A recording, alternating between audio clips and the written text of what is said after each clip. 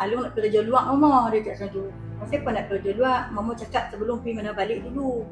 Sambutlah dulu raya haji, dah raya puasa tak boleh sambut kan. So dia kata mama, dia kata ejen ni nak cepat kau nak tahu nak pakai orang ke. Tak lah kan, dia beritahu macam tu. Lepas tu saya tanya, lah ni boleh tak mama nak tengok gambar pasport, ejen mana? Ikut. Mama nak tahu, mama nak tanya juga kerja apa kan. Tak ada mama, Alung pun tak ingat dia orang pegang dia kata pasport tu. Lepas tu tadi bila nak pergi, besok nak pergi dia kata. Besok lusa nak pergi, besok lusa nak pergi daripada hak satu, daripada 20 bulan tu saya duk WhatsApp dia. Dia tak balas sikit pun. Balas sikit-sikit ni tu saya duk tanya dia, Alung nak pergi mana? Call tangkat? Call memang dia tolak. Saya tanya dia, Alung nak pergi mana ni? Cakap lah, mama susah hati ni, Alung nak pergi mana ni? Alung pergi Singapura, Alung pergi Singapura dia kata. Bila nak pergi? Esok nak pergi dah mak dia kata. Dia kata esok nak pergi dah. Hari yang anak nak pergi tu pun semua kan dia tengok. Dia kata Alung tangkap gambar Alung dekat airport mama. Kan sebab gambar pasport tu mama nak tengok Alung sampai ke sudah dia tak pegang. Beg dia. Kenapa dia tu tak boleh ambil gambar tiket?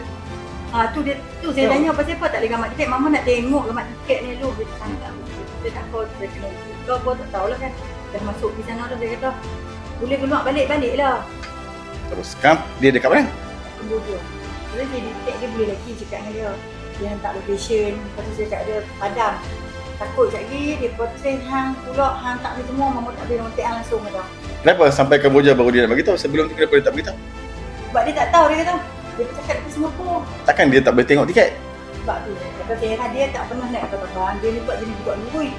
Anak saya ni memang slow sikit. Lepas tu dia telefon tengah hari tu dia orang janji kata cik 2 hari lagi dia akan telefon. 2 hari lagi ya cik esok dia akan telefon. Lepas tu tunggu pula ke 12 lebih dia call. Memang muka dia lain. Dia video call. Lepas tu saya dengar macam ada orang depan dia. Macam bila saya tanya dia, lepas tu dia kata WhatsApp dengan dia, bagi tahu mama betul-betul duduk dekat mana. Ni je mama nak tahu. Lalu Kemboja mama. Lepas tu dia padam. Dia duduk 3 hari. Dia beranilah ambil gambar. Dia turun daripada bangunan tu. Dia tangkap gambar. Kata mama simpan cepat. Lalu nak padam. Tangkap gambar bangunan. Dia tangkap dia send location. Kat mana location? Location belah Kemboja. Memang kawasan tu lah. Kawasan Kemboja tapi tak tahu. Dia cakap bangunan semua tinggi, ada tembok. Rumah tu dia macam lebih kurang macam flat kan. Dia kata kalau Alung nak lari pun boleh. Lari ya? Alung nak lari macam mana? Kat turun tangga tu ada dekat? Dia kata ada. Ada tembok semua ada dekat. Okey, abang lepas hak tu kat luar tu ada dekat lagi ah. Ada ramai ah dekat. Atau dekat situ dia kata ramai. Ongok. Tu abang nak lari macam mana? Itulah Alung dia fikir macam mana. Saya kata apa ya kan? Saya kata kat dia jangan buat. Baiknya adalah dia tak pergi Myanmar. Myanmar lebih teruk.